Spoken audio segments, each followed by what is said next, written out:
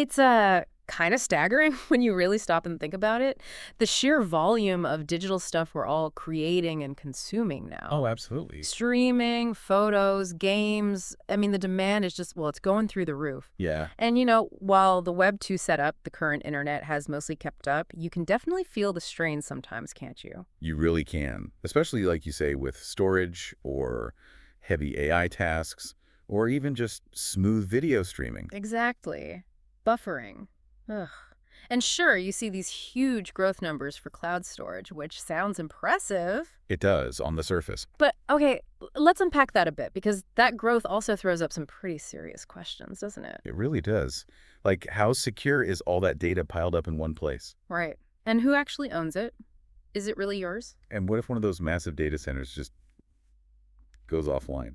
Single points of failure. Yeah, or even the environmental side of things. All those servers running 2147, that takes a lot of energy. Hmm.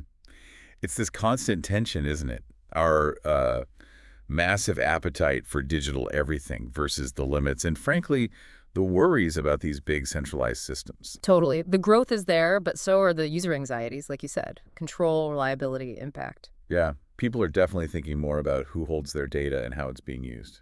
Which brings us perfectly to our deep dive today. We're looking into AIOZ Network. Yeah. They're positioning themselves as a, let me get the quote right, comprehensive infrastructure solution for Web3 storage, decentralized AI computation, live streaming, and video on demand, VOD, powered by people. Wow, okay, that's ambitious. Powered by people is interesting. It is. It sounds like a potential answer to a lot of those Web 2 headaches we just mentioned. Yeah. So yeah, our mission today is to really get to grips with what AIOZ Network is all about. How does it actually plan to tackle these problems? What's different? And you can see how it ties into the whole Web3 idea, right? Decentralization, user empowerment, fairer systems.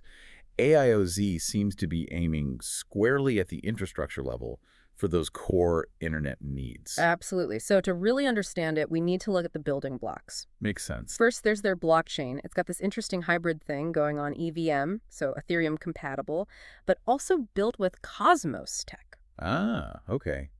EVM and Cosmos. Interesting combo. Then we'll get into their DePIN decentralized physical infrastructure network. That sounds like where the powered by people part comes in, blending P2P with the blockchain. Right, the actual nodes and resources. And then what they actually offer on top of that foundation, their Web3 services. So storage, something called AIOZ Pin for IPFS, AI stuff, and streaming. A whole suite of services then. Yeah, and they even talk about building their own dApps, decentralized applications on top of it all. So ready to see if this could actually be a real game changer. I am. It raises a big question straight away, though. Can one network really do all of that effectively? Storage, AI, streaming? Those are demanding. Let's see how they've built the tech to handle it. Okay, let's start right at the bottom, the foundation. Mm. The AIOZ blockchain. Now, yeah, that EVM X Cosmos label jumps out. It does. For folks familiar with blockchain, that's intriguing. They say it combines the robustness of Cosmos with the compatibility of the Ethereum virtual machine, EVM. What's the logic there? Why both? Well, it looks like they're trying to get the best of both worlds, basically.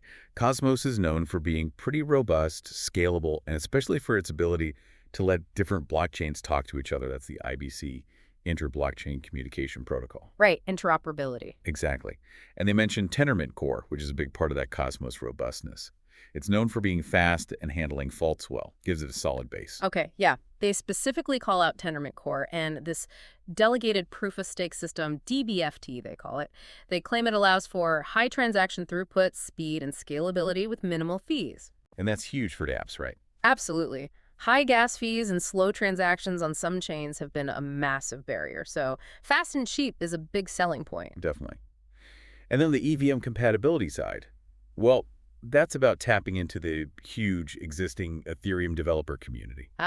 Makes sense. Don't reinvent the wheel entirely. Pretty much. Solidity is the main language for Ethereum smart contracts. Tons of developers know it. So if AIOZ is EVM compatible, those devs can jump in and build much more easily. They also mentioned WebAssembly support, which opens it up even more. So it lowers the barrier to entry for developers. And it's not just about compatibility within their own chain, right? They talk about a multi-chain structure and integrating outwards. Yeah, that's the Cosmos side kicking in again. They mention Gravity Bridge for connecting to EVM chains like Ethereum itself or Binance Smart Chain. and then IBC for connecting to other Cosmos-based chains. The goal seems to be fluid asset and data transfer. Why is that fluidity so important? Because isolated blockchain silos, they really limit the potential, don't they? Interoperability is becoming, well, essential for the whole space to grow. Right. If AIOZ can act as this bridge, letting assets and data flow easily between different networks, that makes dApps built on AIOZ much more powerful. They can pull in data or assets from Ethereum or from another Cosmos chain seamlessly. It just unlocks way more possibilities. Okay, so the blockchain foundation seems pretty well thought out, aiming for speed, low cost, developer friendliness, and connectivity. Good start. Now, what about the engine? The power source, that's the AIOZ DePIN. Right, the decentralized physical infrastructure network. Described as PDP plus blockchain, and it's meant to revolutionize file storage and distribution in Web 3.0 dApps, promising affordability for storage and streaming. How does the PDP, the peer-to-peer bit, connect to the blockchain? So the DePIN layer is basically where the real-world hardware comes in. It's run by a community. Individuals, like you or me, could run an AIOZ DePIN node on their computer. Using spare resources. Yeah, exactly. Contributing spare computing power, storage space, internet bandwidth to the network. And the blockchain we just talked about, that's the coordination layer. It tracks who's contributing what and rewards them. With their token, right, AIOZ. Yep. Rewards are paid out in AIOZ. It's the incentive mechanism to get people to run nodes and share their resources. Okay, so it's kind of flipping the script on the usual cloud model. Instead of huge server farms owned by 3 companies. Right. You have this distributed network of individuals all chipping in. They claim this leads to an efficient and scalable DCDN, decentralized content delivery network with optimal delivery speed and cost effectiveness, and even unlimited bandwidth. That sounds bold. Yeah, unlimited is always a strong claim, but the logic holds up to a point. Spreading the load across potentially thousands or millions of nodes should be more cost-effective than maintaining massive centralized data centers. Cheaper infrastructure costs, basically. Right. And scalability, in theory, comes from just adding more nodes anywhere in the world as needed. The unlimited bandwidth probably refers to the potential aggregate bandwidth of the whole network, though real-world performance depends on node density, location, connection quality. Lots of factors. Practical limits. They also mention AI integration here in the future. Yeah, which hints at maybe using AI for smart routing within the DCDN, optimizing how content gets delivered based on network conditions or user location. Could be interesting. Okay, so we've got the blockchain foundation, the DePIN providing the distributed power. Now let's look at the actual services built on top. AIOZ Web3 services, or AW3SS. Like, what can you actually do with it? Exactly. First up, AIOZ Storage. Described as highly versatile object storage infrastructure with S3 compatibility for Web3 dApps. Okay, S3 compatibility, why is that a big deal? S3 is Amazon's simple storage service. It's become the standard, pretty much, for object storage in the Web 2 world. Tons of apps and developers use its API. So being S3 compatible means? It means developers already familiar with S3 can switch to AIOZ Storage or integrate it much, much more easily. Less friction, less learning curve. They could potentially even use existing tools. It's a smart move for adoption. Gotcha. Makes switching from, say, AWS easier. They also list a bunch of other benefits. No single point of failure. Okay, that makes sense. It's decentralized. Standard decentralization benefit, yeah. More resilient. Fast access. That's crucial, right? People worry decentralized means slow. Definitely. They have to tackle that perception and reality head on. Performance matters. Then scalable, obviously important. Enhanced privacy. They mention encryption, user control, and even say not even AIOZ storage can access your files. That's a strong privacy claim. Yeah. If technically sound, that's a huge plus for many users and businesses. Decentralization plus strong encryption. And this one's really interesting. A built-in CDN using their DePIN nodes, which, they say, could eliminate separate CDN costs. Now, that could be a major cost saving. CDNs can get expensive, especially for video or large files. Integrating it directly with the storage, powered by the same peer network.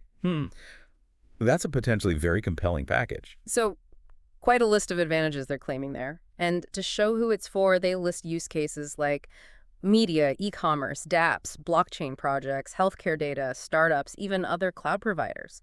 They call it a one-size-fits-all solution. Is that realistic, you think? Well, one-size-fits-all might be pushing it slightly, maybe, but the core benefits, the security, the potential cost savings, the resilience, that integrated CDN, those are relevant across a huge range of industries that handle lots of data. True. And the S3 compatibility just broadens the appeal. So yeah, it definitely seems versatile, even if specific industries might have unique edge cases. Okay, moving through the AW3S suite. Next is AIOZ Pin, billed as Web3 IPFS. IPFS, Interplanetary File System. Right. For those maybe less familiar, IPFS is this peer-to-peer way to store and find files based on their content, not location. So what problems is AIOZ Pin trying to solve with IPFS? They mentioned technical complexity, data persistence, latency, limited search, sporadic documentation. Those sound like real issues people have had with IPFS. They absolutely are. IPFS is a fantastic concept, revolutionary even. But yeah, it hasn't always been super easy to use, especially for non-technical folks. And ensuring your data stays available long-term, that persistence piece can be tricky. It requires nodes to actively pin the data. Right, pinning. So AIOZ Pin seems focused on smoothing out those rough edges, making IPFS easier, more reliable, maybe faster. Okay, and the features they highlight support that idea. There's the basic IPFS file storage, naturally, then a crucial IPFS pinning service, so you don't have to worry so much about your data disappearing if your own node goes offline. Exactly. That service handles the pinning reliably across the network. Super important for permanence. Then specific features for NFT upload and management. The built-in CDN, again, for faster access to IPFS content globally, dedicated gateways for reliability, and well-documented SDK API, making it easier for devs. Now, that pinning service, the CDN, the gateways, it's all about tackling the traditional IPFS weak spots, persistence and performance. And good documentation is just vital if you want developers to actually use your stuff. And the use cases they list here are super specific and really interesting. They're naming names. Artists and creators using platforms like Maker's Place, NBA Top Shot, Mintable. Wow, okay. Directly targeting the creator economy. Then NFT marketplaces, OpenSea, Rarible, Super Rare, NFT games, Axie Infinity, CryptoKitties, The Sandbox, CryptoPunks, and metaverse platforms like Decentraland. That makes sort of sense. NFTs, digital collectibles, metaverse assets, Yeah. they all fundamentally rely on persistent decentralized storage. IPFS is the natural fit conceptually. But maybe hasn't always delivered the seamless experience needed. Exactly. If AIOZ Pin can provide that reliable, fast, easy-to-use IPFS layer, it could be incredibly valuable for that whole exploding NFT and metaverse space. They need infrastructure that just works. Okay, next service, AIOZ AI. This sounds fascinating. A cutting-edge Web3 AI computing infrastructure. Decentralized AI, a hot topic. The core idea seems to be running AI tasks locally on user devices through those AIOZ nodes we talked about. Right, edge AI computation, essentially. And the big promises are data privacy, enhanced performance, and user-centric AI experiences. How does running AI locally help with, say, privacy? Well, the main thing is your data doesn't necessarily have to leave your device to be processed by the AI model. Ah, okay. It stays local. Right. If the AI task runs on your machine via the AIOZ node software, your sensitive personal data isn't being sent off to some company's central server in the cloud. That drastically reduces privacy risks, potential breaches, that kind of thing. And performance. Lower latency, maybe. Potentially, yeah. Yeah. No round trip to a distant server. The computation happens right there. The challenge, of course, is coordinating that across a diverse network of nodes with varying capabilities. Can the network reliably handle complex AI jobs? That's the key question. And they seem to be thinking bigger than just running existing models. They mention decentralized AI model training capabilities, a big marketplace for AI models and datasets, and tools to build AI-powered decentralized applications, dApps. Okay, so that is more comprehensive. Not just inference, running models, but also training, which is super computationally expensive, and distribution. A decentralized AI marketplace that could really shake things up, making AI models and data more accessible. Let's run through the features quickly. Local AI task execution, distributed computing using the network, easy AI as a service integration for devs, lots of comprehensive AI models available, proof of computing and rewards, incentivizing nodes again. But that proof of compute is vital. You need to reward people for lending their processing power to AI tasks. Then, the decentralized AI marketplace, the big focus on data privacy and security with zero data exposure, dynamic scaling, and low latency, it's a lot. It is, but it hits on major themes. The privacy angle is huge. The marketplace idea could democratize AI development and access, and rewarding compute power directly addresses how you build such a distributed AI network in the first place. Yeah, that marketplace sounds cool. They picture AI model creators selling or licensing their models, earning AIOZ and AI model consumers finding the AI tools they need. Creates a whole ecosystem potentially. They also mentioned transparent transactions via smart contracts, community governance, and even AI model verification and quality control. They seem to be thinking about trust and quality, which is crucial for any marketplace. Absolutely. You need mechanisms to ensure the models work, that they're reliable, maybe user ratings or validation processes. Trust is paramount, especially with AI. Smart contracts help with the transparency of the transactions too. And the potential applications are broad. AI for dApps, edge computing for IoT or mobile apps, e-commerce personalization, R&D, healthcare, education. Yeah, it really shows the ambition, bringing AI down to the device level, powered by a decentralized network, prioritizing privacy. It's a different paradigm from the big cloud AI providers.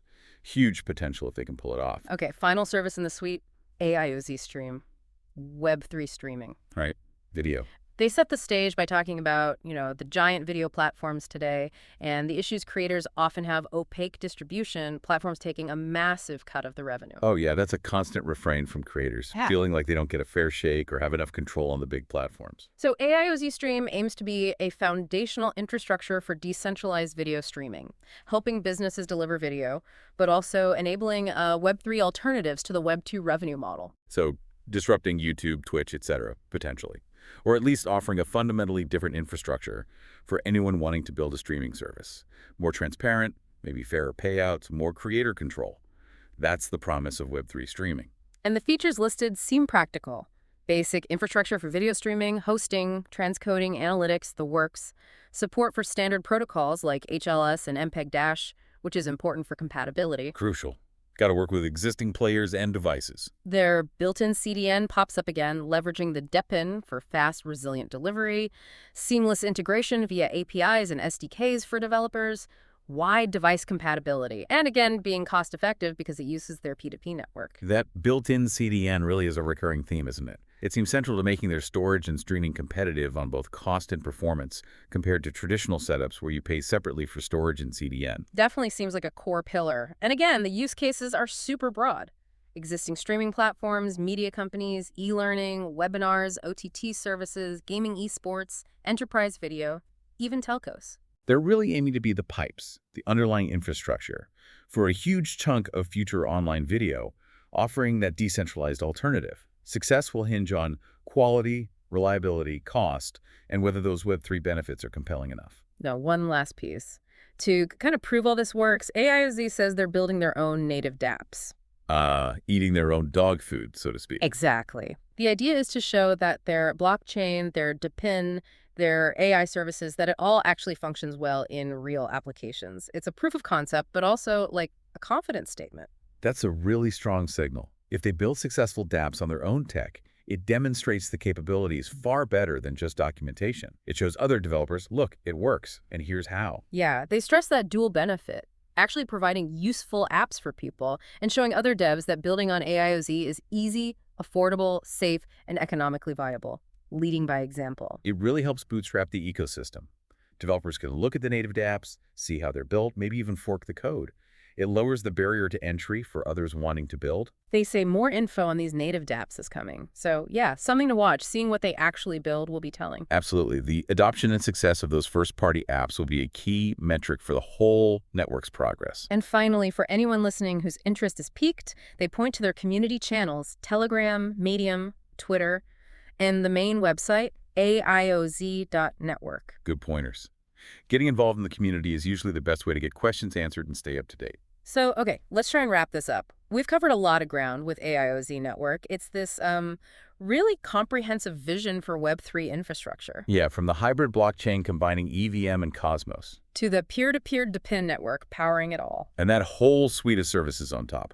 Storage, the IPFS Pin service, the decentralized AI, and the Web3 streaming. All designed, really, to tackle those limitations we see in Web 2, the centralization, the costs, the privacy concerns, the single points of failure. It definitely presents a coherent picture of a more decentralized, community-driven internet backbone, addressing those core user and developer pain points we discussed right at the start. Right. Which leaves you, the listener, with something to think about, I guess. How could an infrastructure like this, decentralized and run by its community, actually change your day-to-day online life? Yeah, how might interacting with content, Storing your photos or documents or even using AI feel different if it wasn't all running through a few giant centralized companies. Could this AIOZ network model or something like it be a real glimpse into how the internet might evolve? Moving away from the models we're just so used to now. Definitely food for thought.